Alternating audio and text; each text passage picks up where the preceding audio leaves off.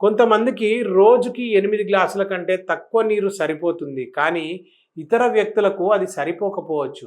పైగా మరింత అవసరం కావచ్చు. ఎందుకంటే మీ శరీరానికి ఎంత నీరు అవసరం అవుతుంది అనేది అనేక కారకాలపై ఆధారపడి ఉంటుంది. అందులో మొదటి కారకం వ్యాయామం.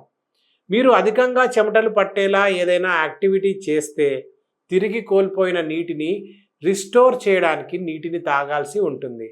వ్యాయామానికి ముందు మరియు తర్వాత నీటిని తాగడం చాలా ముఖ్యమని గుర్తుంచుకోండి. రెండవ కారకం పర్యావరణం. వేడి లేదా తేమతో కూడిన వాతావరణం మీకు త్వరగా చెమటలు పట్టేలా చేస్తుంది.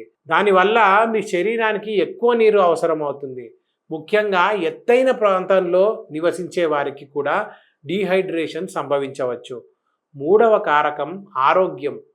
జ్వరం, వాంతులు లేదా అతిసారం ఉన్నప్పుడు మీ శరీరం ద్రవాలను కోల్పోతుంది. ఇలాంటి సందర్భంలో ఎక్కువ నీటిని త్రాగండి లేదా ఓరల్ రీహైడ్రేషన్ సొల్యూషన్స్ తాగమని డాక్టర్స్ సిఫార్సు చేయడం మీకు తెలిసే ఉంటుంది. అలాగే మూత్రాశయ ఇన్ఫెక్షన్స్ మరియు మూత్రనాళంలో రాళ్ల సమస్యతో బాధపడే వారికి కూడా నీటిని అధికంగా తీసుకోవాల్సిన అవసరం ఏర్పడుతుంది.